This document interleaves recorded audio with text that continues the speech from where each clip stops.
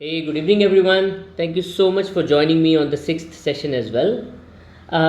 आज ये एक छठे अध्याय को शुरू करने के पहले I would want to kind of conclude on a topic that we ended up with in the previous session. पिछले सेशन को जब हम ख़त्म कर रहे थे तो हमने एक बहुत ही इंपॉर्टेंट से एक टॉपिक को टच किया था which was short term versus long term mindset. और मैं चाहता हूँ कि इसको थोड़ा और एक्सप्लोर किया जाए, और उसको एक्सप्लोर करने के लिए I want to touch upon an emotion which pretty much is the strongest emotion in the world. One emotion that has changed the destiny of the kingdoms, जिसकी वजह से युद्ध हुए हैं. एक ऐसा इमोशन की जिसकी वजह से एक साधारण से इंसान ने भी बहुत ही बड़े बड़े कारनामे किए हैं, बहुत बड़े बड़े आर्किटेक्चरल मार्वल्स तैयार किए हैं. हज़ारों सालों से जिस इमोशन के ऊपर कथाएँ लिखी गई हैं, पोएम्स लिखे गए हैं. An emotion which has been source of creativity for so many things and so many marvels in the world, and that emotion being love. And the reason why I'm bringing this emotion up right at the start of this sixth session is because if you want to understand the temporality of our own individual emotions and feelings, I think the biggest example we could take is love, because that's one defining emotion that we all feel in our life. वो ऐसी एक emotion है जो हम में से हर एक ने कभी ना कभी तो महसूस की है. कोई भी इस इमोशन से अछूता नहीं है. बिकॉज एवरी अदर इमोशन शायद किसी ने उतनी इंटेंसिटी के साथ महसूस की हो या ना हो, बट लव ये एक ऐसी इमोशन है कि जो I am sure every individual has experienced it at some point of time or other, or at least someone has a definition of it in their own minds, and it's an emotion that kind of transforms an individual for better or for worse, अच्छे के लिए या बुरे के लिए, लेकिन आदमी अंदर बाहर से बदल जाता है इस एक छोटी सी इमोशन की वजह से या इतने बड़े से इमोशन के लिए. तो अगर हम इस इमोशन को देखें तो हम ये टेम्परैलिटी ऑफ इमोशन, या जिसे कहते हैं कि वक्त के साथ बदलना जो है एक किसी भी इमोशन का, उसको समझना आसान हो जाएगा. तो ये जो प्यार है, व्हेन वी से लव, एंड लव के भी अलग अलग मायने हैं. Love between a parent and a child, love between a couple, love for one's country, for one's a particular society that you belong to or what not. Love के बहुत अलग अलग डेफिनेशंस हो सकते हैं, वेरिएशंस हो सकते हैं, but if you just focus on one of the aspects of love, which is love as experienced within a couple. एक दूसरे के लिए जो प्यार है, उसको महसूस करना जो है, उसके बारे में अगर हम थोड़ा विचार करें तो आप बताइए, आप खुद के बारे में इंट्रोस्पेक्ट करके बताइए, आपके खुद के लाइफ में आपने कभी ये कर एक्सपीरियंस किया है तो was that feeling, the first time you met someone, at that very instinct, was it love or was it something else? Did love begin at the point that you met somebody, or it gradually evolved into being, the emotion that is called love? हम बहुत बार कथाओं में देखते हैं, कविताओं में सुनते हैं, पढ़ते हैं कि लव एट फर्स्ट साइट, कि देखते ही प्यार हो गया. अब ये कहना तो ठीक है, लेकिन अगर आप इसको थोड़ा सा इस चीज़ का विश्लेषण करें, if you process this thing a bit further, you would realize that love is never something that happens on the first sight. On the first sight what happens is possibly physical attraction or lust, fascination for someone, for something, the way they are, the way they look, the way they behave, the way they act, the first brush with the personality, and you feel कि wow, this is something, this individual is something. अब वो जो first step है, that one sudden excitement, sudden rush that makes you feel कि यार ये particular individual कुछ special है, right? This individual is something special. That specific emotion that you feel can't be love, but it's something that makes you feel attracted to that one individual, and then you want to be in the company of that individual. You want to reach out, talk to them, understand who they are, know them, and all that. So the trigger, that happens, that makes you reach out and makes you connect, and of course once you connect, what happens, you start knowing the person, like understanding आने लगती है. And see, now now from this point onwards the entire journey is mutual. एक बार अगर आप किसी के किसी के लिए कुछ फील करते हो तो उसके बाद की जो जर्नी है वो म्यूचुअल ही होगी। अगर सिर्फ आप अकेले फील कर रहे हो, सामने वाले को कुछ लग नहीं रहा आपके लिए, तो ये जर्नी आगे नहीं बढ़ने वाली है ना। आप मन में कितने भी ख्याली पुलाव पका लो, बट जब तक सामने वाला रिस्पॉन्ड नहीं करता, रिएक्ट नहीं करता आपके फैसिनेशन को, वो जर्नी आगे नहीं बढ़ेगी। But imagine if the journey is mutual, then the moment you reach out, you talk, the other person talks back to you, and you start spending more and more time with each other. With time comes understanding. आप एक दूसरे को पहचानने लगते हो, समझने लगते हो, what makes other feel good, what are each other's strengths, likings, dislikes and what not, right? And then that leads to a sense of companionship in the sense that you want to be in the company of each other. एक दूर से, distance से किसी के लिए एक fascination feel करना और उनके सहवास में आके भी ऐसा लगना कि नहीं, इनके साथ रहना है और रहना है, that feeling that you want to stay more and more, spend more and more time with this individual, that comes in over time as you spend more and more time with them, right? And that sense of companionship leads to mutual respect. Why? Because the more time you spend with someone, one can't fake anymore, right? जब शुरुआत में आप किसी को पसंद करते हैं, then you want to reach out to them, आप क्या करते हैं? आपका एक best face, best foot forward जिसे कहते हैं, आपका एक बेस्ट वर्जन सामने दिखाते हैं. You act the right way, you wear the right things, you portray the right things, you talk the right things, you want to impress. सामने वाले को आपको इम्प्रेस करना है. बट आप जब 24 घंटे किसी के साथ हैं, आप अगर 12 घंटे किसी के साथ हैं, तो आप कितना ही फेक कर लोगे. There will be times when you let it go. आप गुस्सा हो जाते हैं किसी चीज़ पे, आप कुछ गलत बर्ताव कर लेते हैं कभी किसी चीज़ पे. The real face comes out. And जैसे हमने देखा था कि each of us have our own flaws and each of us have our own strengths. तो ऐसा हो ही नहीं सकता कि 24 घंटे कोई परफेक्ट रहे, right? So with time, when you spend time with someone and you get to see them, amidst their lows and highs, at that time you start sensing a feeling of mutual respect, because आपको कुछ चीज़ें अच्छी लगने लगती है कि ठीक है, इन problematic situations में भी अगर कोई बंदा या बंदी इस तरह से बर्ताव करता है, then that's something to be respectful about, है ना?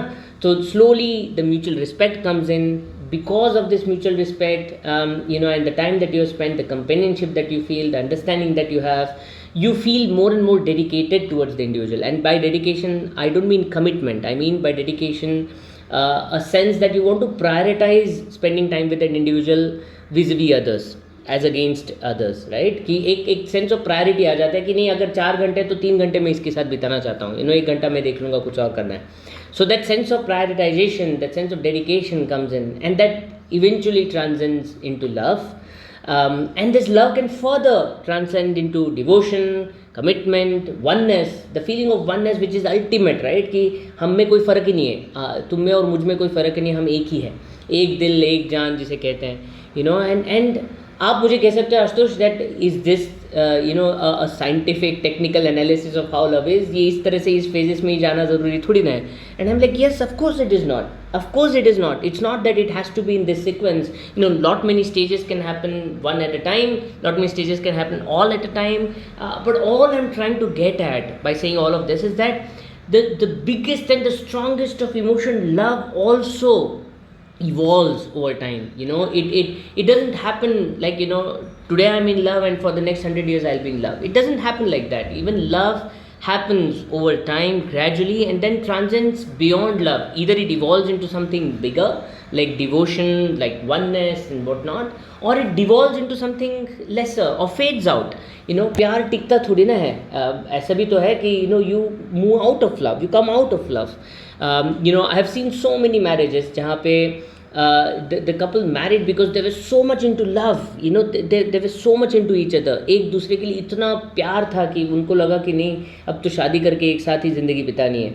But what happens with time? People change, and as people change, if the two individuals in a couple, if they change on similar lines, that's great. But if they don't, कोई पीछे रह जाता है, कुछ अलग तरीके से बदल जाता है, then there is bound to be friction. And that friction can lead to challenges in the feeling of love. You don't necessarily feel love for each other anymore. उसके बावजूद अगर आप एक साथ रहते हैं, it could be because you are the best of friends, You don't feel the love as much as you used to earlier, but you are still the bestest of friends, and you want to continue staying with each other. You have that sense of companionship even now. You have a sense of commitment, कि प्यार तो नहीं रहा लेकिन एक definite commitment है एक दूसरे के लिए. ए सेंस ऑफ ड्यूटी है टुवर्ड्स ईच अदर कि नहीं यही है, यही मेरा हस्बैंड है, यही मेरी वाइफ है, अब जो भी है इसी के लिए है. या तो फिर you stay together for your kids, और you stay because you can't you want to compromise. You society को क्या कहेंगे, लोगों को क्या कहेंगे, फैमिली को क्या कहेंगे, अब क्या ही करना है अलग रह के, let us just be together. There are just so many variations to it, right? And I'm not judging anything. I'm not judging कि क्या सही है क्या गलत है. All that I'm trying to say is the biggest of emotion, the hugest of emotion, which is love, even that has an end. Even that has phases, even that has stages, even that goes through transformation. So अगर इतना बड़ा emotion भी अगर permanent नहीं है, and it changes, then what's with the other emotions which are not as strong necessarily? Maybe hatred is an equally strong emotion on the negative side of it. अगर प्यार एक बहुत ही positive और strong emotion है, तो hatred is probably as strong but a negative emotion. And the hatred would also have a similar stages and phases and evolution and devolution, right? And any other emotion that you feel, jealousy, attraction, whatnot, a sense of ownership, sense of possessiveness, all of that, it has an end. It has a time basis. It is temporal. It exists today, it may not exist tomorrow, right? If that is the case, if you think about it and if you realize that yes, there is no permanence to this emotion, then why be swayed by it in your life? Why be so much swayed that at times you let go of your life, let go of the control of your life for these emotions? Last sessions में हमने अब तक देखा था कि जो स्वधर्म tool का एनालिसिस था उसमें हमने देखा था कि जब हम अपने आप को पहचानने लगते हैं, and when everything else is a function of who we are, then automatically we get the center of a life. We get a sense of control, we get a sense of peace and happiness despite the challenges that we have around us, right? यही चीज़ प्यार के मामले में है और अलग अलग emotions के मामले में है कि अगर if in the emotion that you feel at any point of time when you are feeling a particular emotion, if that emotion is a function of somebody else, आप किसी और से इसके लिए प्यार करते हैं because of the way they are, not or just because of the way they are, not because what it means to you, and because of how you are and how that translates into that individual. वो equation में अगर आप खुद को उतना नहीं रख रहे हो बट पूरा 100% सामने वाले को रख रहे हो, तो जब सामने वाला बदल जाएगा तो आपका इमोशन भी बदल जाएगा, and then you will have all those challenges of guilty feeling कि यार why don't I feel the love that I used to earlier, and so on. It will be very difficult for you to digest, right? So when your emotions, your feelings, the triggers, the instincts that come to you, if those are dependent on the object, on the other side of the equation and not on your own self, the self side of the equation, it's going to be difficult when these emotions change. Change to hoga hi, right? Because all of us change, and especially when it comes to interpersonal engagements, transactions, since all of us change, those transactions have to change with time. They do change with time, but उसमें अगर आपने अपने आप को equation में नहीं रखा है, then it's going to be very difficult for you to digest when that change happens, isn't it? And this is when Krishna tells Arjuna that for those pleasures that are born of contact are wounds of pain. They have a beginning and an end, O Arjuna. The wise do not rejoice in them. See, Krishna is very clear when he says that the pleasures that are born of contact. Born of contact का मतलब क्या है, जो हमने देखा था आपके पहले सेशंस में, कि there is an object. When the objects get in touch with our sensory perceptions, when our senses kind of get to feel the objects, there's an awareness of the existence of an object. Because of that awareness, slowly there's an attraction. Because of the attraction, there's a desire. Because of the desire, there's a need to have it, experience it, and whatnot. If you do experience it, that's great. If you don't, then there's a negativity that surrounds it. Ki yaar, why am I not able to experience it? Once you do experience it, there's always an end to that experience, and you want to experience it more and more, and the cycle continues. This is ladder of fall. या हमने जो पहले के sessions में देखा था, it all begins because the whole pleasure that you feel is born out of contact with that object.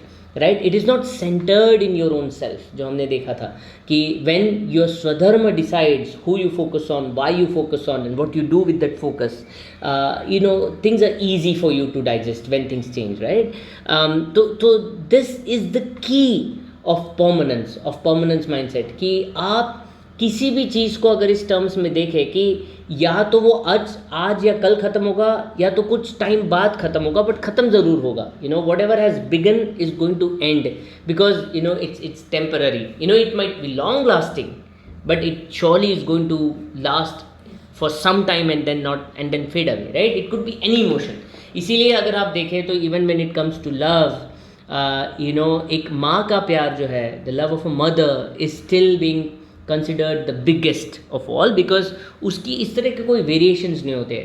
So since the point of time that a mother gets to know that, you know, she has a baby in her belly, from that point onwards till the time she lives, you know, there's only love and love and love for the child. There's nothing else. There's no other feeling in a mother, you know, towards the child. एक बाप का प्यार भी कुछ phases में जाता है. Of course, you know, a father feels as much love as a mother does, you know, but there's definitely you know, a sense of expectation, a sense of the child should do well. If the child doesn't do well, there's a sense of disappointment, there's a sense of effort ki, you know, let me try and do something better, you know, protect and whatnot. There's so many feelings that you know, surround the feeling of love. But when it comes to a mother, it's just plain blind love. There's nothing else, right? And that's why a mother's love is being treated with so much of respect than any other love of any kind, right? बाकी आप अगर देखो, दोस्तों का प्यार हो, पिताजी का प्यार हो,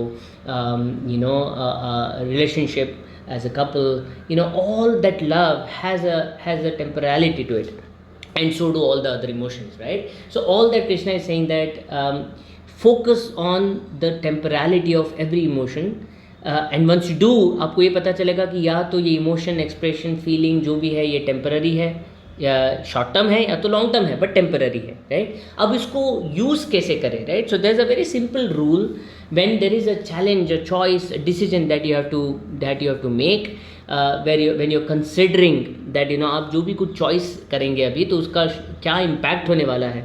तो या तो उसका पॉजिटिव इम्पैक्ट होगा या तो नेगेटिव होगा. You know, you will be considering the benefits of a decision और द रिस्क्स और the challenges of a decision. तो उसके लिए एक सिंपल सा रूल है that whenever you are deciding, अगर आप जो बेनिफिट्स हैं उसको लॉन्ग टर्म के टर्म्स में प्रोसेस करें कि is this benefit a long term benefit or a short term benefit, right? And if it is long term benefit, then it is good to go, right? And the same way, अगर आप risk को process करें तो आप focus करें short term risk पे rather than long term risk, your life becomes way easier. अगर आप एडिक्शन की बात करें, if you talk about addiction, right, we are addicted because it's only a focus on short term benefit. Why do people smoke, right? You know, whenever I have asked my friends who smoke, they tell me, अरे kick आता है, you know, there's a lovely feeling. जो भी अगर if I have stress, if I have something, you know, if I smoke a few puffs, you know, I feel elated, I feel good, I feel excited back, you know, I get my enthusiasm back, and I feel like चलो let's get things done, right? And वो एक जो kick है उसके लिए they want to smoke, and that kick lasts for, you know, whatever, few minutes, a few hours, you know, whatnot, and then they want to feel that kick again. It's just that for short term benefit, that short term kick, that they smoke, but they forget the long term challenges and risks that they, you know, that this poses to their health, to their life in general. The focus on short term benefit, you know, इसका कोई long term benefit है, you know, smoking का कोई नहीं है. There's no long term benefit at all. But then you compare this with exercise, with the right diet, कोई short term benefit नहीं है. You know, if it's the right diet, then probably have to let go of the things that you like to eat. If it's the right exercise, then probably there's this half an hour, 1 hour of you know, painful training of your body. लेकिन इसके long term benefits immense है, huge है, right? And short term challenges है, you know. So if you are making a decision, if you are going to base it on whether it's going to give you long term benefit or not, and whether there's a risk associated, short term or not. अब risk का क्या है? You know, our mind, as I said, is the laziest organ in our body, isn't it? And the laziest organ means कि अगर इसको दिखता है कि short term risk नहीं है, तो लॉन्ग टर्म रिस्क क्या है, इसको ढूंढने में, इवेल्युएट करने में, एनालिसिस करने में दिमाग प्रोसेसिंग पावर वेस्ट नहीं करता है. वो कहता है कि लॉन्ग टर्म में देखा जाएगा. And it all is rooted in our own survival mind set. 70,000 साल, 10,000, 15,000 साल पहले, 10,000, 15,000 years back, when we were foragers, when we were living in forests, our life dependent on these short term risks. If I suddenly hear a rustle in the leaves, and if I feel that, hey, there's a predator around, then I'm suddenly guarded. My body gets into this gear of fighting and running away, because that was important for my protection, and that mindset is still there. अभी भी है, अभी भी हमारा mind alert रहता है अगर हमें दिखता है कि कोई शॉर्ट टर्म रिस्क है. But the moment we know that the risk is long term, that very moment our guards are down and we are like, chalo dekha jayega, right? And that's the way our mind is geared by default, by genetics, by the way our brain is wired by default. हम short term risk को बहुत ज़्यादा importance देते हैं, long term risk को we ignore by default. And because of that, in decision making, if there are risks which are long term, you possibly may overlook them. And hence it's always important that you break down those risks into certain things that you can see immediately, because that very time then you will be a bit more guarded, a bit more cautious. So जब आप evaluate करें risks को short term के terms में evaluate करें, because your mind will be guarded, you will be alert, and you will be really focused on getting things sorted, and you will be cautious in your approach. You will be well covered and grounded in your approach, holistic in your approach. But जब benefits की बात करें तो short term benefits के पीछे अगर पड़ोगे तो you will be myopic. आप short term benefits की terms में अगर सोचोगे तो you will be overlooking certain critical things that you should do which will give you long term benefits, but you will just overlook them, right? And again, this is again a part of our forager mindset. एक forest going 10,000 12,000 years back का जो एक हमारा generation से आया हुआ एक mindset है, वही है कि अगर इमीडिएट कुछ नहीं दिख रहा तो क्यों पीछे पड़ना, right? Why waste time? But this in our current context, in our modern life styles is of no relevance, and hence our mind has to be made to focus on long term benefit, and that is when the decisions most often than not would be right. एक ethics के class में professor ने पूछा था कि what could be that one rule that can help you be almost every time ethical in your decision making.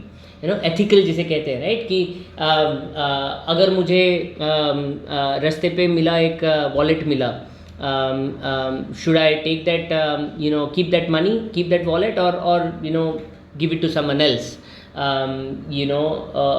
This is like a very small example, but any example where you feel that there is a question of right and wrong, इसको address करने के लिए कोई simple सा formula है क्या? अगर कोई प्रोफेसर पूछता है, one student says the easiest way is कि if it is going to give a long term benefit, chances are that is going to be more good than bad, right? And अगर आप इस simple से answer को evaluate करो तो answer बहुत ज़्यादा फिट है. It is not a guarantee, of course not a guarantee, because it depends, there's a lot of subjectivity involved कि benefit का मतलब क्या है, benefit for whom, in what context and so on. but अगर आप देखें typically अगर आप long term benefit के बारे में सोचें तो बहुत सारी चीज़ें जो आम दुनिया में in a day to day world, most of the things that go wrong, they'll be discounted immediately, because of a long term focus. आप सोचो, whenever those instinctive reactions happen, whether it's a murder, whether it's calling someone by a bad word, or uttering a bad word or cuss word or what not, जो भी कोई चीज़ें, the smallest and the biggest of negative things that happen in the world, if you see, they happen because of a very short term mindset, because of that one short term benefit that I see, an instinct, a trigger.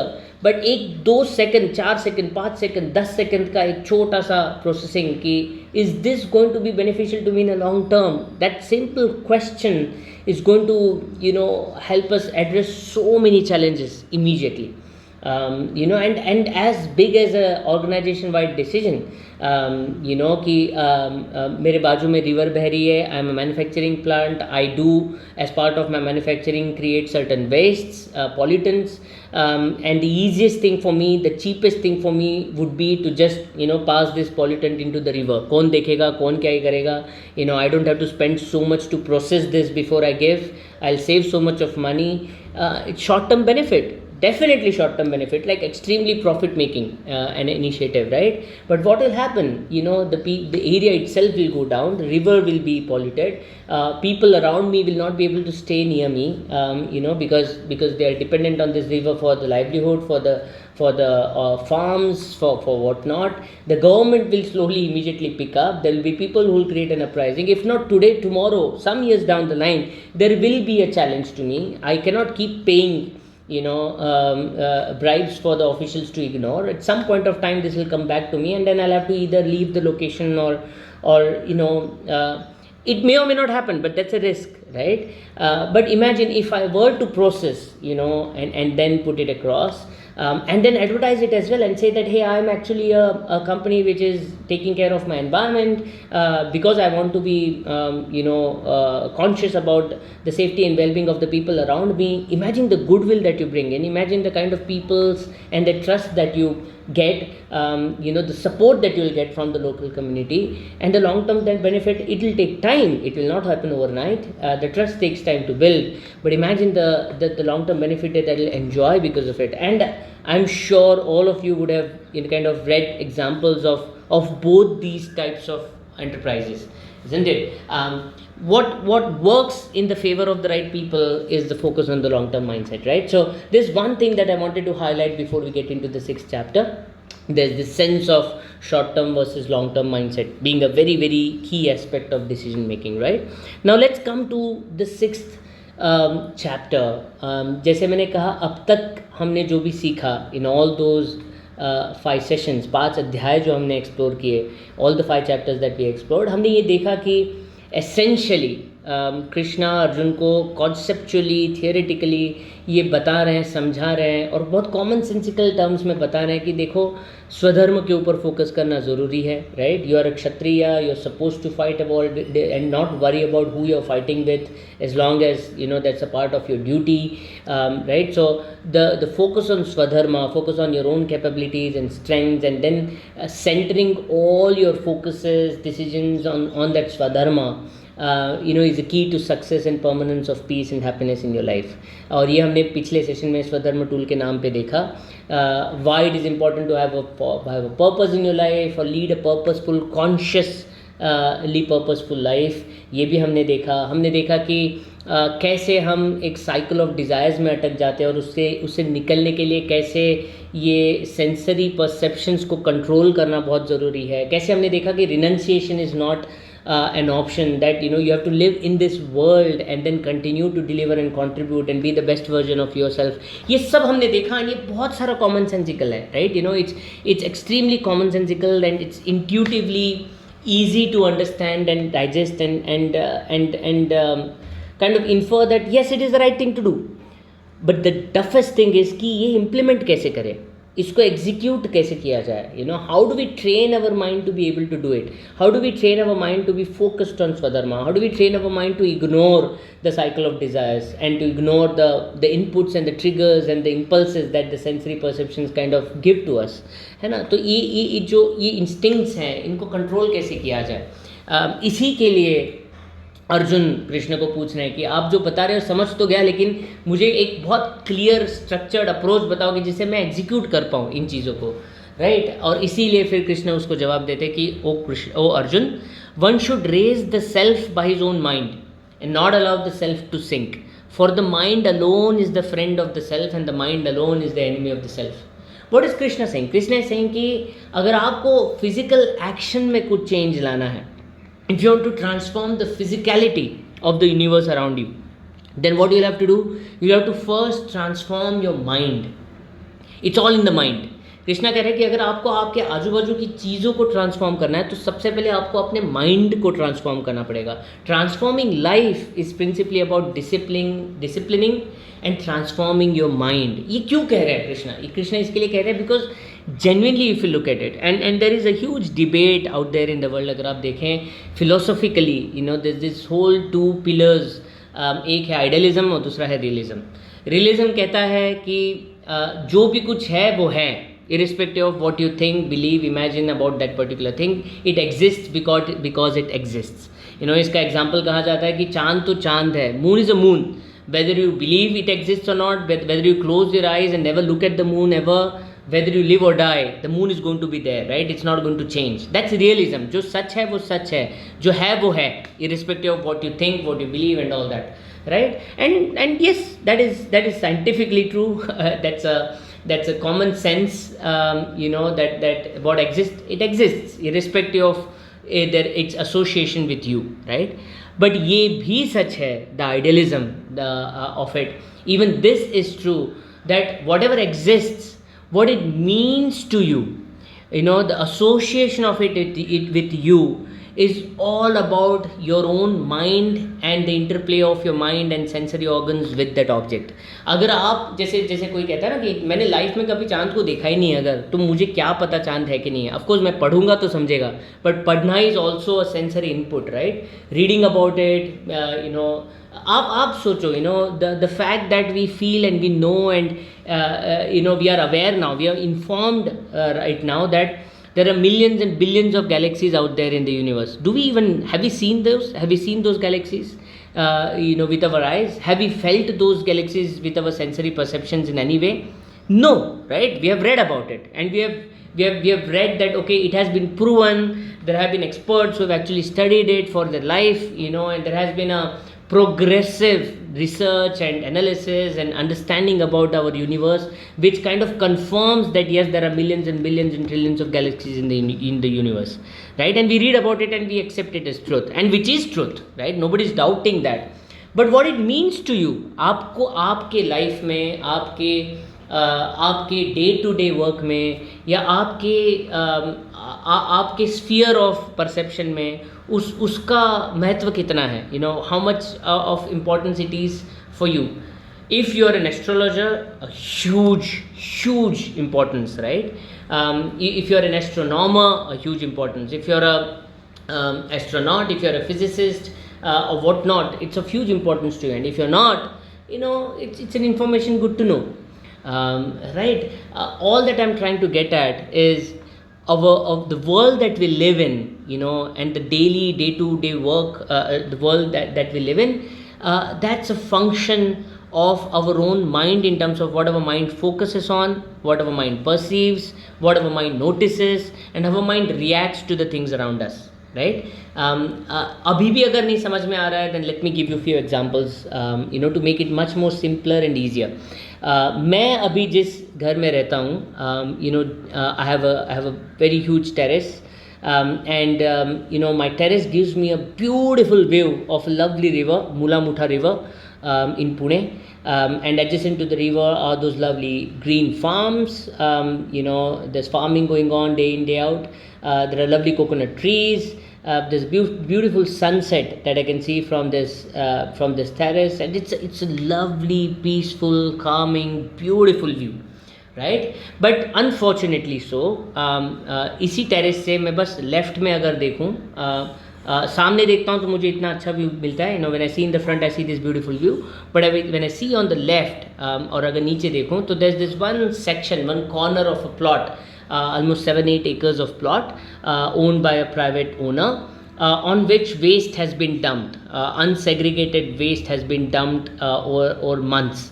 You know, it's a huge kind of waste dumping that exists on that plot, and you know, it's a so picture, right?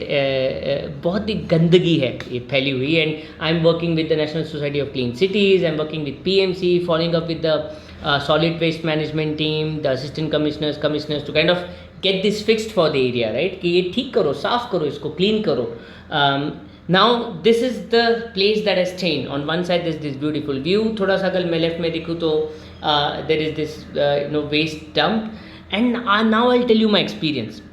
If I am in a good mood, if I'm happy, if I'm internally happy for whatever reasons, whether I closed a client for my consulting business, because I talked to a friend of mine, had a lovely conversation, because I saw a lovely movie, because I had a good time with my parents, or whatever the reason, the day I'm happy, my focus is on this river view, the sunset, the view, the greenery, the trees and all that, and hardly think about the waste. And I feel that it's all good, it's great, this is a lovely place, the flat that I stay in is awesome, what a view and all that, and life is good, right? The day I'm unhappy, जब मैं खुश नहीं होता हूँ, जब for whatever reasons, again if I'm unhappy, मेरे को वो साफ वाला व्यू दिखता ही नहीं है. I don't see the river, I don't see the sunset, I don't see the farms, I don't see the trees, all I see is the waste dump. And I feel that what a pathetic place to live in. What an unfortunate place that I have a lovely terrace, but it's of no use because all I can see is the dump. And that's all that I see, right? एक ही जगह है, एक ही place है. This one place, one terrace, one area that I live in, but my experience of it completely changes based on my own internal mindset. If I'm happy, I see the right things. If I'm unhappy, I see the wrong things, right? And this is an experience all of us would have had in multiple contexts. Just think of the time when some of you, a few of you, or many of you would have been in an office environment where the boss is a heckler. He's unnecessarily kind of pinpointing at you, cornering you, giving you tasks that you possibly cannot even handle, doesn't give you clarity, shouts at you, is unreasonable, the work environment sucks, the salary isn't good enough, you're extremely unhappy in the work environment, and suddenly you see this beautiful person walking in, somebody new who has joined, a guy or a girl based on what your preference is, and you're like, यार इस लड़की से तो बात करनी है, एक चाय पे बात हो जाए, कॉफ़ी पे बात हो जाए, नाम पता चल जाए, when you're sitting in your cubicle you get to see the other person with just one shift in your neck and head movement, you see glimpses of her working, same environment, same working environment, same negative environment, the boss being as bad as he or she is, the work environment being as bad as it was, but suddenly you feel positive, while going to the office, while remaining in the office. And जब आपका plan बन गया था कि यार बहुत हो गया, जॉब ढूंढ के निकल लो, you'll be like नहीं यार 6 महीने रुक ही जाते हैं, देख लेते हैं क्या करना है, right? See, this very change in your experience is completely based on your own mindset, right? The same environment you react to the same environment in different ways based on how you feel internally. And if internally you're sorted, अब इसी को अगर आप extend करें इस logic को, अगर आप internally peaceful है, अगर अपने आप में आप खुश है, then would it impact if the environment around you is not good enough anymore, if the people around you are not good enough anymore, if they are not aligned anymore, if they are not who you want them to be, you will be okay, right? Because you're internally sorted, you're internally balanced, you're fine, right? So the state of being, your experience of the world is just the same as the state of mind, right? आपका mindset define करता है कि आपको आजू बाजू में क्या दिखता है. And that's when you will see the people who are in the worst of situation, they work in the worst of places. आप जब उनको देखते हैं दूर से आपको लगता है कि ये बंदा या बंदी ऐसी सिचुएशन में कैसे खुश रह सकते हैं, लेकिन they are still happy, they are absolutely fine, right? Because all they see are the right things that matter to them, right? And because it's their mindset driving their happiness, their internal self driving their happiness. So the first thing towards transformation, towards execution, towards implementing all that we have learned, the first thing is to accept the fact that it's all in the mind. It's your mind at work, it's your mind at play. आपका mind को बदलोगे, आपके mind को right focuses में डालोगे, आपके mind को right status पे रखोगे, एक state में रखोगे, you will automatically be able to transform your physicality, physicality of your own self and physicality of the surroundings, right? How much it impacts you, how much you, of course it is going to be what it is. जैसे मैंने कहा, right, कि मेरे घर के बाजू में कचरा है तो है, और उसी वक्त में मेरे सामने अच्छी सी नदी है तो है, उसी के आजू बाजू में फार्म्स है तो है, कोकोनट ट्रीज है तो है, सनसेट दिखता है तो दिखता है, right? None of it changes, it remains as it is, the reality of the world remains as is, but the impact of it to me, the perception of it by me, it all changes based on how I fine tune my mind, right? And how my own individual feelings, emotions impact the world around me, right? So this is the first and the most critical first step, right? Ground zero first step, कि सबसे पहले देखना कि it's all in the mind. If you change the mind, everything else can be taken care of. Now, how do you change the mind? Arjun will ask Krishna, right? Great, I understood we'll have to change the mind. How do I change the mind? Krishna says, the yogin whose mind is content with knowledge of the self and also of the knowledge of the difference of the self from Prakriti, who is established in the self, whose senses are subdued, and to whom earth, stone, gold all seem alike, is called integrated. Right? Being integrated is the key. So how do you arrive at being integrated? What is the first thing? The first thing is that the mind is content with the knowledge of the self. पहले अपने आप को तो पहचानना जरूरी है. We already kind of discussed that, we know about it, and we have gone through the Swadharma tool to be able to get there, right? मैंने आपको I have elaborated in the 5th session कि वो Swadharma tool को use करके अपने आप को आप कैसे पहचान सकते हो, right? We have already discussed this, right? What is the next step? The next step is the knowledge of the difference of the self from the Prakriti, the dissociation of the surroundings versus you, जो already हमने discuss किया, right? It's all in the mind. Surroundings will be what it is, right? The people around you, you cannot control, right? They are who they are, right? You may want to support, you may want to groom, you may want to train, you may want to coach, you may want to recommend things, tell them the right things and all that, but whether they accept it and they change for that or not is not in your hands, right? It's beyond your control. They will be who they are, and you will do whatever you can from your end to support, to help and whatnot, but they will be who they are, right? So you should not get swayed by the surroundings, but rather you should be centered in self and do whatever it can as part of your duty to transform the world as best as you can, right? So ये जो एक understanding that yes, I exist as part of the physicality around me. I am one amongst the many that exist in that physicality, but I am independent of it. I decide what impacts me. The moment we make others, we allow others to make us angry, happy, unhappy and all that, अपना control, remote control we are giving to somebody else, isn't it? कोई और अगर कुछ गलत बोल दे और उसकी वजह से हमको गुस्सा आने वाला होगा, then हमारा happiness, हमारा unhappiness is in the control of that other person. But the moment the remote control is with us, it doesn't matter whether other person says good things or bad things about us, we are okay. And why will be okay? Because we are aware of who we are principally, right? हमको हमारा स्वधर्म का clear understanding है, and we are always open for feedback, always open to learn more and improve on our gaps. That very point, सामने वाला फिर कुछ भी कहे हमको कोई फर्क नहीं पड़ता, right? So we accept that there is a difference between the other people, the other things outside the periphery.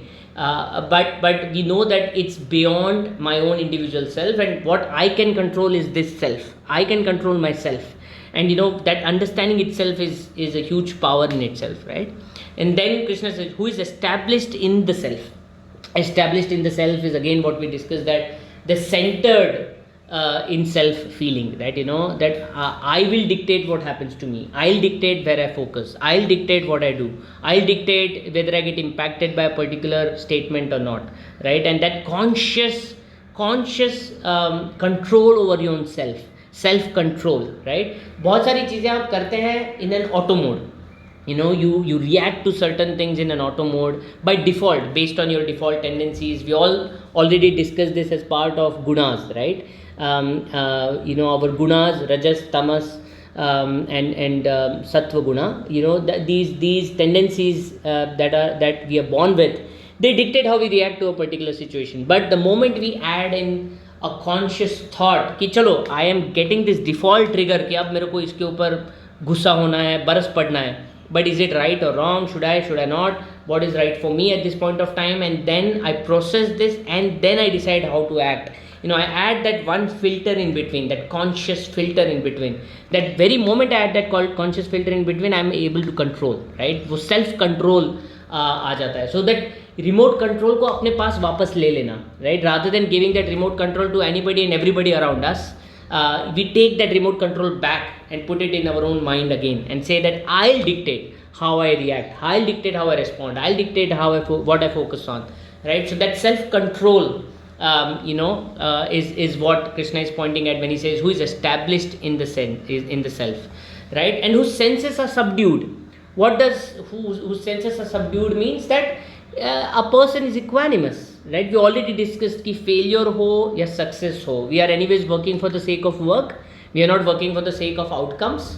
And if you are working for the sake of work because I love to do that work, it doesn't matter whether I succeed or not. If I succeed, that's great.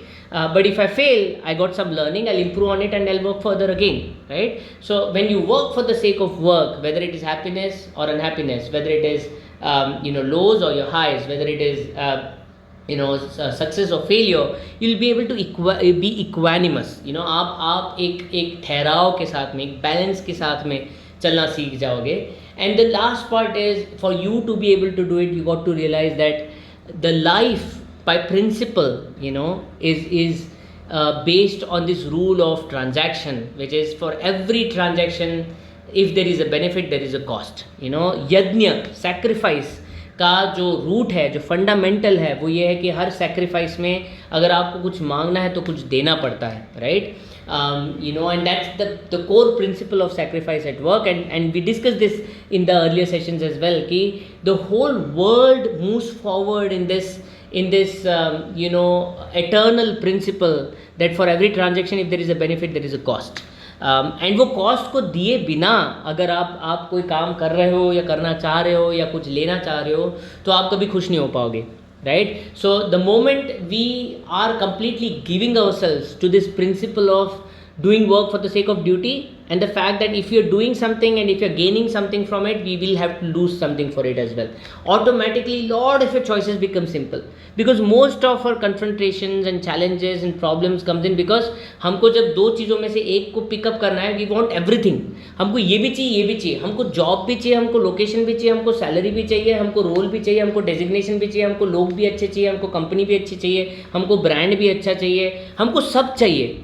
And it cannot happen, right? If we don't live in an ideal world or a world where this principle is not at work, right? If we are looking for few things, there are certain things that we have to let go. We can't have everything at the same time, right? If you want to kind of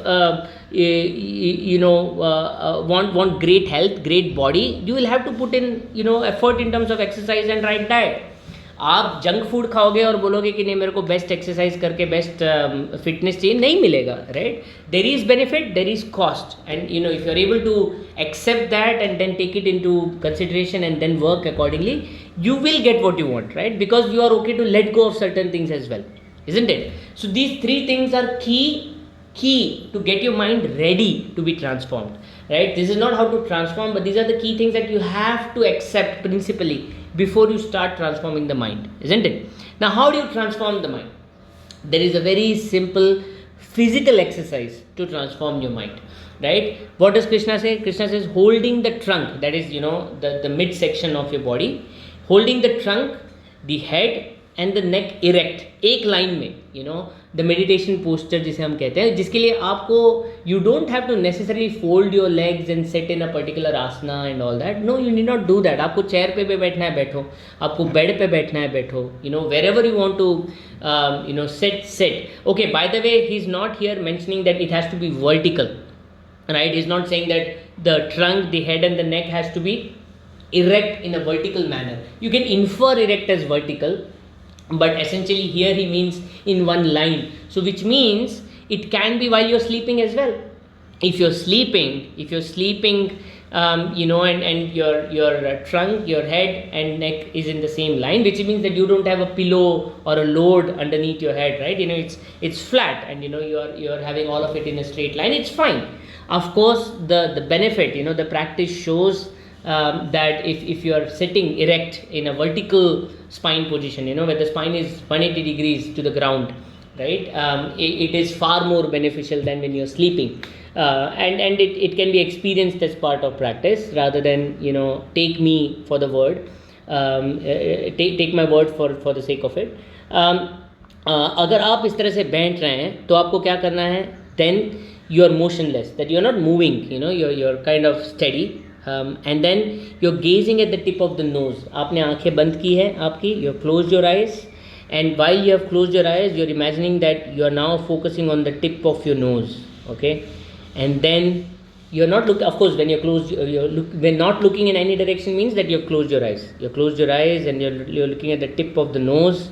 Your head, neck and trunk are all in the straight line, and then you're focused on your breath. All that you're doing is consciously focusing on the breath coming in and the breath coming out. That very moment, आप करके देखो, आप एक second के लिए, let's all of us do that. Let's just have our head, neck and the trunk in the straight line. Whichever way you're sitting, you can be in a chair, you can be on a couch, you can be on a sofa, on a bed, or wherever, right? You can be, sitting with your legs folded, or they can be straight or whatever. But as long as your trunk, head, and neck is in the straight line, it's fine.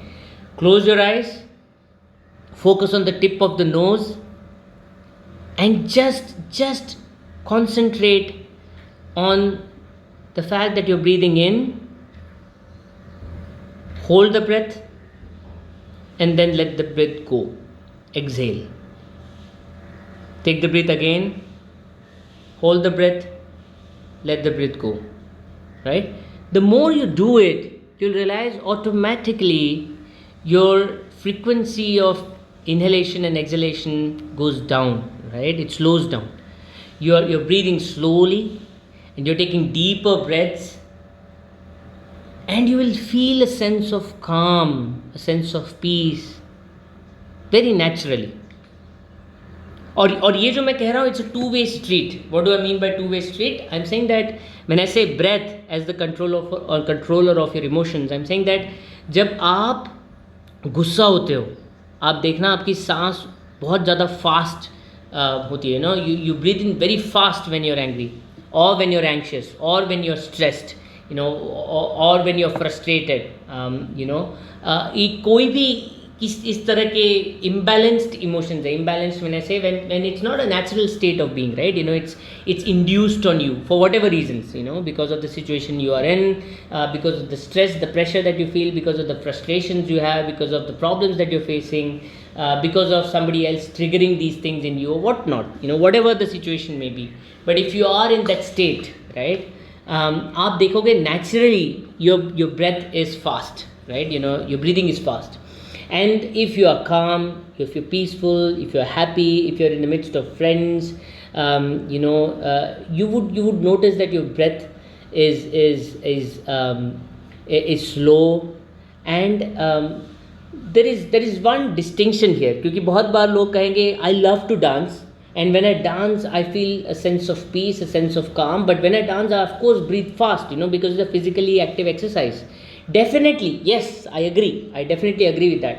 Okay, but this is where the distinction is. Beyond the fast and slow, there's another distinction, which is irregular breath and regular periodic breath. Okay, it could be a fast breath, but if it is periodic, like, if it is एक metre कहते हैं ना जिसको rhythm में है, if there is a rhythm to the breath, उसी particular frequency में आ रहा है, a regular frequency, as I say, even that is peaceful. It can be fast, it doesn't matter, but even that will give you a lot of peace. And that is why when you dance, when you dance, can dance happen out of rhythm? It can never happen. Dance is all about rhythm, right? The bestest of dancers are it is said that they have उनके body में rhythm है, खंड खंड में rhythm बैठा हुआ है, right? Isn't ताल बैठा हुआ है, वो कहते हैं ना कि रग रग में ताल बैठा हुआ है, that is what we say to a dancer, so if it's a dancer, if it's an athlete, if it's somebody who's playing cricket, they are in a zone, and when they are, the breath might be fast, but it's in a particular regular frequency. It's not irregular. It's not अचानक fast अचानक slow ऊपर नीचे 2 second का inhalation 1 second का exhalation then 3 second का inhalation then 1 second का exhalation. There's a particular meter to it, right? And then the moment there's a meter to it, automatically gives you peace and calm. अब ये तो हुआ observation कि these emotions, these mindsets trigger this kind of breathing. But the reverse is also true, which means that if you are able to control your breath, you will be able to control your emotion. And आप देखना, अगर आप बहुत ज़्यादा गुस्सा हैं, अगर आप बहुत ज़्यादा स्ट्रेस्ड हैं, अगर आप बहुत ज़्यादा प्रेशर में हैं, कंफ्यूज्ड हैं, फ्रस्ट्रेशन में हैं, if you're feeling any sense of negativity, anxiety है, all you need to do is take this posture, head, neck, trunk in the straight line, focus on your breath, focus on the tip of your nose and try and breathe in a regular fashion, right? Automatically you will feel a sense of calm. Automatically you will gain your composure. Automatically you will gain a sense of confidence. Automatically you will get the will and the power to face the hurdles that you have, right? It's just a magic of your breath, right? That if you are able to control your breath, you pretty much control your emotions. And this is the first physical exercise that Krishna has referred to in the Gita so far. Like अब तक के 5 sessions में 5 chapters that we have gone through and explored so far, none of it was where he has referred to any physical exercise or physical activity to control anything. It has always been a conceptual theoretical description of what is right, what is wrong, what is the right thing to do, what is the wrong thing to do, and all that. This is the first time that he is indicating, okay, focus on this physical activity. What is peculiar about this particular thing? The first peculiar thing about this thing is that it doesn't refer to any mantra. Is he saying ki Hare Rama Hare Krishna kaho while you're breathing? Is he saying that focus on a particular idol? Is he saying that go to a temple and do it? He's saying none of it. Do it wherever you can, in whichever place you are in whichever posture you want to do.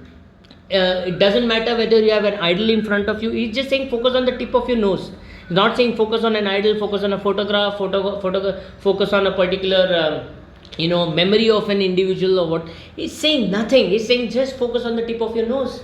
It has nothing to do with spirituality, religious descriptions, or religious idol worship and whatever. It is a simple physical exercise. A gym instructor might tell you this is the way to do pull-ups. The same way Krishna is telling Arjuna ki is tarah se, if you control your breath, if you focus on the tip of your nose, automatically. Of course आप कहोगे कि ये श्लोक के translation में breath के बारे में कहीं नहीं है, then आप breath क्यों बार बार ला रहे हो, right? Again there is a fact, a physical fact जो आप खुद टेस्ट कर सकते हो अभी. The very next minute you can test it and prove it if it is right or wrong. That the moment you close your eyes, the moment you are sitting in a straight posture, head, neck and head, neck and the trunk in a straight line, and you focus on the tip of your nose, automatically your breath will also be in control. And if your breath is in control, your emotions are in control, right? So it's literally a ladder thing, right? One thing leads to other, that leads to something other, right? And hence it's not like breath is not specifically mentioned, but breath is an obvious byproduct, right? If you focus on the tip of your nose, sit in an idle, state with your head, trunk and neck in the straight line, the breath automatically will be in control. And if the breath is in control, then your emotions will be further in control. And if you can then consciously change your breath, you will be able to do a lot many other things as well, right? It's as simple as that. So this is the first peculiar thing, isn't it? And it's very amazing thing to notice, isn't it, कि कृष्णा जैसा कृष्णा है, भगवद गीता जिसको हम religious text मानते हैं, उसमें जब वो कहता है कि what is a physical exercise to control your mind, your emotions and what not, he is not referring to any idol, not referring to any mantra, he is not referring to any religious prescriptions. All he is saying is कि just नाक के tip के ऊपर focus करो, head, neck and trunk को straight line में रखो, and that's it. As simple as that. इससे और ज़्यादा और क्या simple हो सकता है, isn't it? Fascinating, extremely fascinating. And what's the other thing to note is that it's pretty much the fact that is referring to the trunk, head and neck being in the same line means that the backbone, the spine has to be erect. The spine being erect is very critical. It's critical for many reasons. Physiologically अगर आप देखें तो the maximum nerves that kind of pan out of our backbone, the spinal cord, the nerve center, that's huge. जितना मैंने पढ़ा था, जितना मुझे अगर याद है, तो there are so many of the nerves and olfactory, optic, oculomotor, pathetic, trigeminal opticides. There are just so many of them, through the backbone, through the spinal cord, and when it is in the straight line, and then there's a conscious focus on your when you're focused on your nose, by the way, देखो आपका brain जिस तरह से काम करता है, right, the way the brain works, it's all a neural network, right? There are nerves, there are nerve centers, and then there are those synaptic nodes की जहाँ पे the nerves cross each other, and उनके बीच में से जाने वाले pulses, like an electric pulse, which moves between different synaptic nodes, to transmit a message or transmit, a communication or whatnot, right? Imagine whenever you're thinking, आप जब भी कोई चीज़ सोचते हो, कोई दिमाग में कुछ प्रोसेसिंग होता है, there are like millions of synaptic nodes firing these pulses left, right and centre. There's this huge pulses, huge number of pulses which is firing at any point of time. And if you are focused on the nose, what is happening at that very point of time? The number of synaptic pulses that are going to and fro actually goes down, right? The activity actually slows down in some way, rather not only slows down but rather is focused in a particular at a particular node, and because of that, the sense of peace, the sense of calm comes in. आप नहीं तो आप देखो, without or rather if you're not sleeping all through the day, your brain is super active, right? It is forced to be super active because every now and then there's something or other going in your brain, right? And that's why you sense a sense of, you get a sense of calm जब आप कोई movie देखते हो. Why do you feel a sense of calm when you watch a movie which is engaging, not just any other movie, but a movie which you have liked to watch, which you have loved to watch? After that movie, even if it's a 3-hour movie, you feel really peaceful. Why? Because your brain was focused on one thing rather than being focused on 100 things at the same time, isn't it? It's very physiological and scientifically, biologically proven fact, right? So when you're focused, your brain gets to get that necessary rest, gets that energy back, and then whatever you do next, you get that full throttle power of the brain, coming in, right? So when the spine is erect, not only the brain, but the brain and the spinal cord, which is like connected as part of the whole neural network, that gets the energy back in some way, isn't it? And that is when you feel the calm, the energy, the peace, that one does after doing this exercise.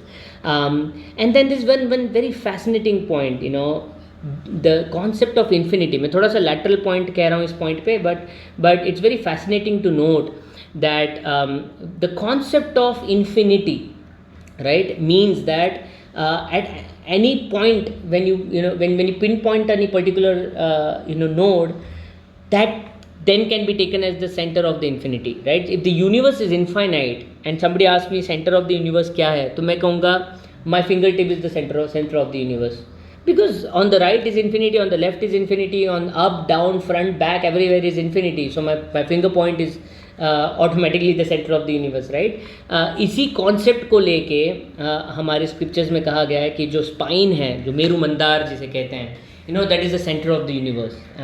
And इसी को अगर आप थोड़ा सा philosophically भी अगर देखें, and if you look back and connect to the earlier points that I mentioned, that how the physicality of the world is all about your mind, it's all in the mind. So you are pretty much the center of your own universe anyways, right? Because you dictate how the universe is around you.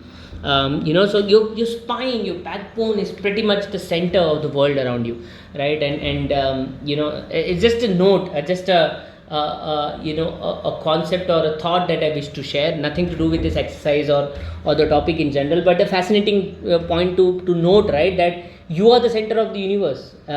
What a powerful thought to have, isn't it?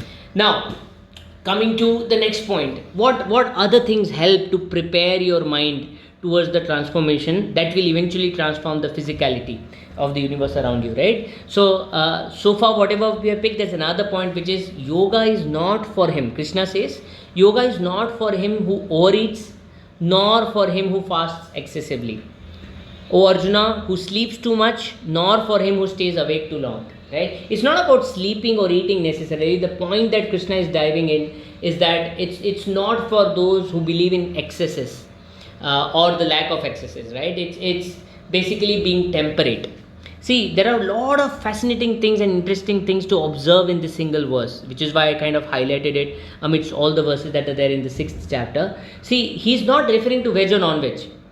He's saying overeating, right? Our scriptures जो कहते हैं ना कि Hinduism में vegetarianism is the key, ऐसा कुछ नहीं है.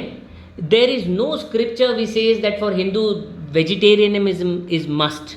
All that it says is, or all that it prescribes is, what you eat depends on what kind of profession or what kind of work you do. अगर आप क्षत्रिय हैं और अगर आप वेजिटेरियन ही खाओगे तो you may not necessarily get the power and the instinct and the energy that you need to be able to fight for the country. You need that ability to be able to kill for your country, to be able to be strong enough to defend your country against the invaders and fight a war, use the weapons, build your body to be able to sustain the injuries. ये सारी चीज़ें आपको करनी है. आपकी body को सशक्त बनाना है ताकि आपकी बॉडी घाव सह पाए, युद्ध कर पाए, लड़ पाए. और वो अगर करना है तो आपको तो नॉनवेज खाना पड़ेगा. You will have to eat nonveg. And अगर आप ब्राह्मण हैं, अगर आप ब्राह्मण हैं तो आपका काम क्या है? Most of the time you are sitting and reading scriptures, you are talking about it to your students, you're explaining concepts to your students, you're consulting, you're advising, you're teaching, you're learning, you're studying, right? None of it is a physical exercise. अगर आप physical exercise ही नहीं कर रहे हैं, then how are you going to digest something as heavy as a non-vegetarian food? You will have to eat something which can be digested in a very simple way, with least amount of physical exercise. Least amount of physical exercise. It doesn't say कि Brahmins को exercise नहीं करनी है. Even the Brahmins have Surya Namaskar is a key practice of all the so-called Brahmins, and it is being conveyed कि सुबह सूर्य नमस्कार करना चाहिए सूर्य को अर्घ्य देते वक्त, और उसके बाद सूर्य नमस्कार करके फिर नहा धो के फिर दिन पूजा को बैठना and all that. So not that physical exercise is not to be done by a Brahmin, but it's not definitely as exhaustive as a kshatriya, right? A kshatriya would then after taking a bath and all that, he's probably going to go to an akhada and a gym and practice his workouts, his skills at weaponry and all that, so at fighting. So the physical exercise of a brahmin is limited, and if it is limited, of course he or she cannot digest food which takes a lot of time to digest and takes a lot of effort to digest, and hence for him or her it's prescribed that they eat something which is much more simple and easily digestible, right? So our scriptures are very clear about what you're okay to eat is purely based on what kind of work you do. And that's all that we can all practice in our modern lifestyle as well. अगर हमारी exercise उतनी है नहीं, if you are not going to sweat it out in a gym and we are going to eat whatever non-vegetarian food that we want to eat, it's not going to fit in well with our own body, right? It will come out in many different ways. It will impact your skin, it will impact your hair, it will impact your eyes, it will impact your digestive system, it will impact your body, the level of body fat that you'll hold in your body. It's all going to impact you in some way because you are not going to sweat it out, isn't it? That's all. So a point to note, not that this is the main point of this verse, the point to note as a side note rather, that veg or non-veg is key depending on the activity, because all that Krishna is saying is avoid overeating and fasting as well.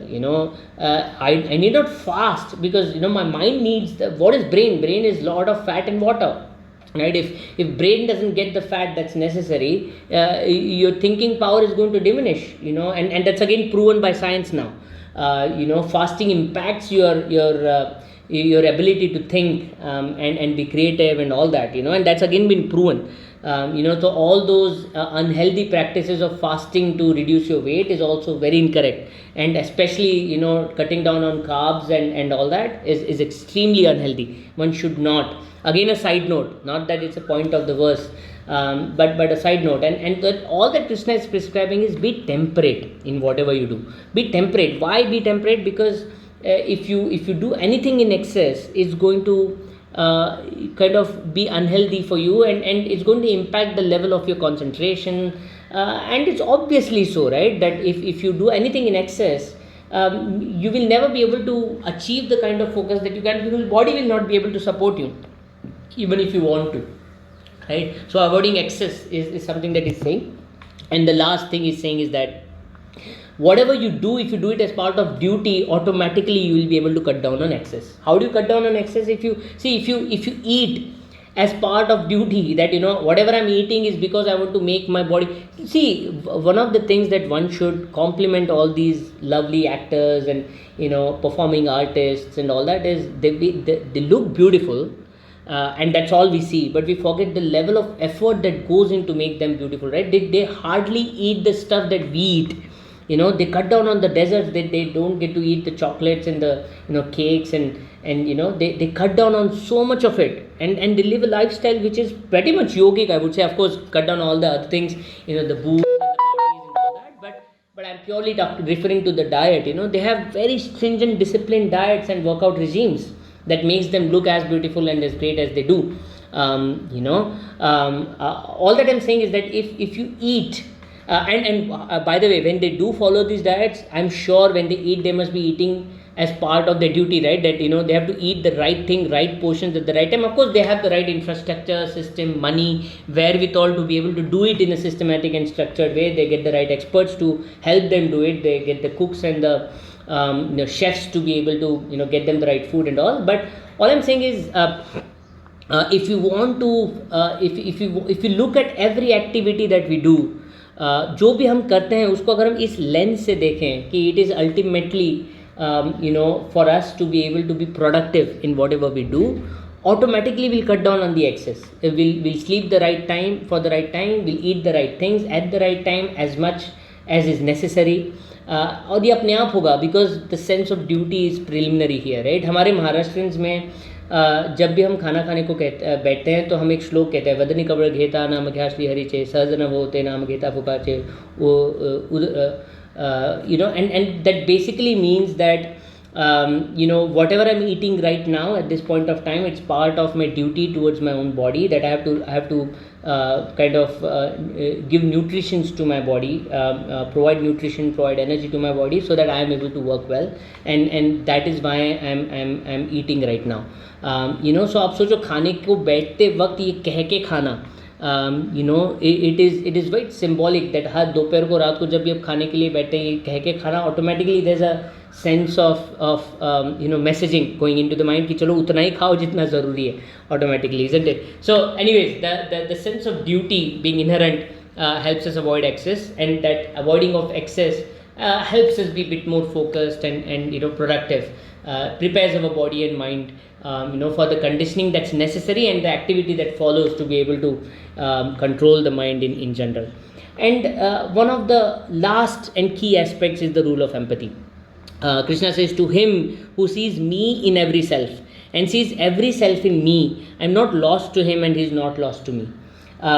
इसको आप अलग अलग तरीके से देख सकते हैं. इसको आप इस तरह से देख सकते हैं, सेंस ऑफ डिवोशन, कि रग रग में भगवान बसते हैं, या कण कण में भगवान बसते हैं, तो हर एक में वही भगवान है, तो हर एक में कृष्ण है, हर एक में राम है, हर एक में अल्लाह है, whatever you may refer to it, but a sense of the fact that the supreme consciousness is reflected everywhere in everything, right? And you can go back to our earlier session where we discussed about the electric bulb and the balloon, कि जैसे atmospheric air is what it's there in the balloon as well. It says that we are able to differentiate it because it's a part of the balloon. When the balloon bursts, the air goes back to the atmospheric air, and then now we can't distinguish which was the air that was in this particular balloon, isn't it? The same way we talk about electricity. Electricity, एक bulb में जाएगी तो bulb जलेगा, tubelight में जाएगी तो tubelight जलेगा. The principle at work is electricity. Is the electricity going to and fro, right? The bulb and the tubelights are the mediums to carry it and translate or project it into the universe. So same way our body is reflecting the supreme consciousness, and we see it as a soul. We see that there's something in this body which is making this individual act, behave, emote, feel and whatnot, and we term it as soul, but at principle, at work, is nothing but the supreme consciousness which gets reflected in the body as the soul. So one way of looking at this verse is this, right? But if we continue with the logical progression of all the 5 chapters and the 6th chapter and the topic, which is how do I prepare my mind, right? If you look at it from that progression perspective, you will notice that this verse also reflects another point, which is that ultimately every individual is in a journey of progression. We may not agree with the other person. See, maximum problems, by the way, अगर आप देखो आपके अब तक के life में आए हुए मैक्सिमम प्रॉब्लम्स को आप इवेल्युएट करो तो 90% of the problems will be related to people, 10% will be related to situations, objects, things, right? But 95%, 99% at max, I might say as well, are related to people, because we are a social being. We live in a social structure, and we are interdependent. We are dependent on each other, and that leads to conflicts, that leads to challenges, and that impacts us in some way or the other. So most of the challenges are interpersonal challenges, and वो challenges को अगर हमको resolve करना है, cut down करना है, उसको address करना है, the easiest way or the quickest way to do is the power of empathy. It's not sympathy, it is empathy. Sympathy or empathy का basic difference है. Sympathy means that you can understand what others are feeling. Empathy means you can feel what the others are feeling. There's a world of a difference, right? Intellectually समझ पाना कि सामने वाले को क्या लग रहा होगा, और उसको जो लग रहा है वो खुद महसूस करना, being in their shoes, as we call it in English, that's a very powerful emotion to be able to have, right? And the moment you have it, you may not necessarily agree with the other person's viewpoint, but you will be able to understand where they're coming from, right? It works in multiple ways. सबसे पहले तो आपको समझेगा कि okay, they're coming at it from a particular viewpoint, from a particular perspective, because of a particular situation, because of a particular worldview, because of a particular state of being, a state of because of a particular mindset, because of a particular way they were, their upbringing was done. Because of the kind of people they stay with, or so many things that lead to one individual being who they are, right? And if you're able to empathize, you'll be able to understand those contexts, and once you understand those contexts, either it will be okay for you to, you'll be okay with how they are and who they are. You may still differ, you may still oppose, you may still fight, but you will get the right words to use, right actions to do, to be able to fight with them, because you would have understood those people, right? And at least they won't, because सबसे ज़्यादा problem ये नहीं होता कि उन्होंने ऐसा किया. The major problem is ऐसा क्यों किया. The major problem is not what they did. The major problem is why they did what they did, right? That why का आंसर तो without empathy आ ही नहीं सकता, right? And that why actually is a useless question to ask. They did what they did. Now why they did. अब अर्जुन भी सोचो, right, कि द्रोण, भीष्म, ये कौरव की तरफ से क्यों लड़ रहे हैं, हमारी तरफ से क्यों नहीं लड़ रहे हैं. Why is it that they fight? That why is of no use. They are fighting in front of you now. They are raising their weapons and they are ready to kill you if they need be, for the sake of duty or whatever. Right आप युद्ध नहीं करना चाहता, आपका problem है, उनका Y पूछ के आपको क्या मिलने वाला है, isn't it? But if you empathize, you will be able to at least understand why they are ready to fight from that side, why they are ready to fight from the Kaurava side. And if you understand, you will be okay to fight with them as well. You will still fight with them, you'll rather kill them as well, and which Arjun did, right? Arjun killed Bhishma ultimately, and in using, he tricked Bhishma, while killing him, but he could do that, because ultimately Krishna resolved his doubts, and it wouldn't have come without empathy, without understanding where Bhishma is coming from.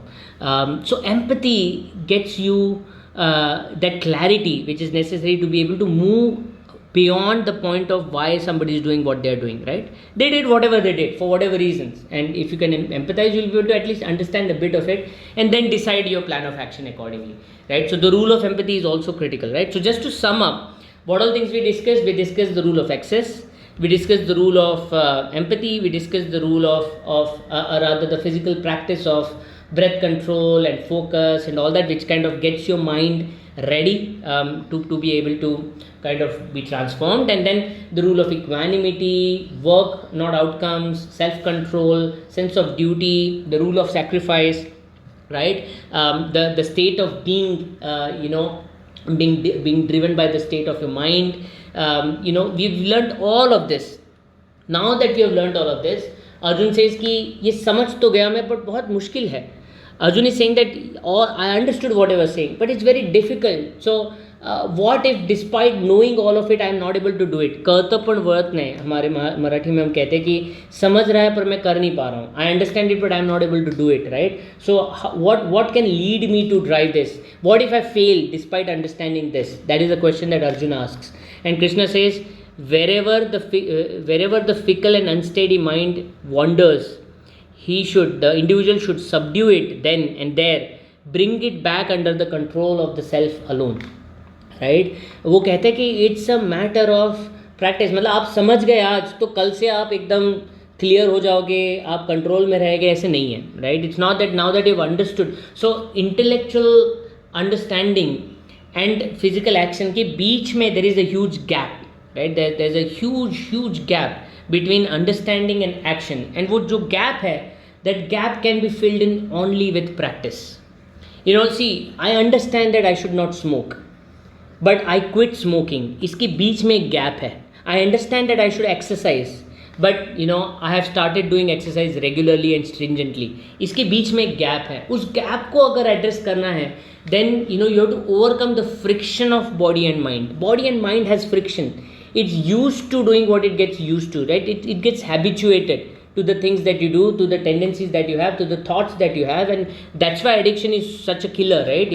एक बार आप addicted हो जाते हो किसी चीज़ से, आप उससे निकल नहीं सकते हो, बहुत मुश्किल. आप लोगों से addicted हो जाते हो, when you are attached to someone and suddenly the person leaves, you grieve for that individual, whether it is breakup or death or whatever, for so many months, for years at times, right? You can't get over that sense of companionship, that sense of being together. That's also a sense of addiction, right? कि आपका body और mind used to हो जाता है किसी चीज़ से और उसको बदलना बहुत मुश्किल है, right? So understanding is just first step. Understanding is one step towards transformation, but actual transformation and understanding के बीच में जो चैज़म है, जो एक बहुत बड़ा गैप है, उसको अगर ठीक करना है तो it has to be done with practice. There is no alternative to it, and there is a lovely two-step or rather two-step theory or process to do it. One is take one step at a time. जैसे अगर if I have to start exercising and I have not done exercise at all ever, for years, right? And if I say कि कल से मैं अभी 3 sets करूँगा pullups के, 3 sets करूँगा पुशअप्स के, 200 जंप्स करूँगा, and then I'll run for 10 miles, and all in the first day, you'll probably do it. For the next 15 days you will just sleep and do nothing else. And that I'm sure happens to lot many of us, isn't it? It has happened to me. I admit that as well. मेरे साथ भी बहुत बार हो चुका है. And then what has worked for me is, okay, I'll take baby steps. मैं 5 ही pushups करूँगा, 5 pullups करूँगा for the next 1 week, and then we'll see what happens. Then the next 1 week I'll say, okay, now I'll do 10 push-ups, I'll do 10 pull-ups, right? I'll probably walk 1 mile, then probably walk 2 miles, then probably walk 5 miles, then walk, but I'll do it daily. मेरे को काम आ गया तो ठीक है, मैं 5 minute exercise करूँगा, but exercise तो करूँगा, right? Even if it's for 5 minutes, 10 minutes, 15 minutes, I do that exercise at that very specific time. If I do it at that, that's a Japanese technique, but if I do one particular thing at that particular point of time regularly without break, and start small, right? I start in a small way, but slowly I get there. Within 21 days, it's said that your mind resets. The network in your mind, the neural network in your mind resets and kind of forms again, and kind of gets your brain gets rewired. And rewiring basically means that now you have a new habit, right? तो अगर आपको smoking छोड़नी है, for example, आपको 21 दिन तक almost minimum 21 दिन तक बिना स्मोक के लिए किए रहना है. आप 22वें दिन में बहुत आसानी से कंट्रोल कर लोगे, बहुत आसानी से कर लोगे. And then if you continue, आप तो स्मोकिंग छूट भी जाएगी, बट 21 दिन कंटिन्यूसली नहीं कर पाओगे तो चले जाओगे. तो बहुत बार क्या होता है, when somebody who's a chain smoker, उसको कहा जाता है कि कल से स्मोकिंग छोड़ दो, वो नहीं होता है. बट उसको बोला जाए कि अगले 21 दिन तक अगर आप दिन के 8 सिगरेट पीते हो, कल 7 ही पियो, फिर 6 ही पियो, फिर 5 ही पियो, फिर 4 पियो, फिर 3 पियो, फिर 2 पियो, फिर 1 पियो, फिर अगले कुछ दिन तक 1 भी मत पियो, right? If you do it progressively, you will see that this will happen, it changes, right? So 1 is gradual and 2 is regular. Gradual and regular put together is a short way of transformation, short way of transformation. वो हमने बहुत बार सुना होगा, right, कि 1.01 raise to 365 and 1 raise to 365 का difference आप calculate करके देख लेना, गूगल करके देख लेना, just google the difference between 1.01 raise to 1 and 1.01 raised to 365. 0.01 incremental done for every 365 days is a huge number, right? Just Google it and you'll get to know. And that's the power of gradual and regular transformation. That's the power of compound interest, frankly, to say, that's the power of gradual and regular transformation. So with practice, with gradual steps and regular steps, you will be able to overcome any habit or implement or establish a new habit very easily, without any challenges at all, right? So that's one thing, that whenever your mind will waver, but the moment it wavers, you have to just pull it back and say, no, we have just learned कि ऐसे नहीं होना चाहिए, you come back. The moment your mind starts saying, let's run behind this, you say, no, that's not my Swadharma, I'll do only this. The moment your mind says, no, I need to apply for this job as well, that job as well, no, I need to focus on the job that I can apply to and I would be happy in, right? So the moment your mind starts moving out, starts giving you multiple inputs, immediately rein it in and say, no, I'll tell you where you need to go. And that process needs to continue day in, day out, and eventually you'll get there, right? So that's one thing that Krishna is saying. How to do this now? That's a start now. Now we are in the 6th session talking about the hows of it. So far we have discussed about the what of it, कि क्या करना चाहिए, क्या गलत है, क्या सही है. This is the first chapter where Krishna has started talking about actual actions, prescriptions of how to get this done. And in the next few sessions we'll actually, now there are still 12 chapters to go, by the way, but in all those 12 chapters progressively we'll discuss how to transform, how to get there, right? So be with me through the journey. Look forward to your comments, look forward to your questions. If you have any, my email ID, my phone number is all out there, so feel free to reach out, and talk to you soon in the next session. Thank you. Take care. Bye.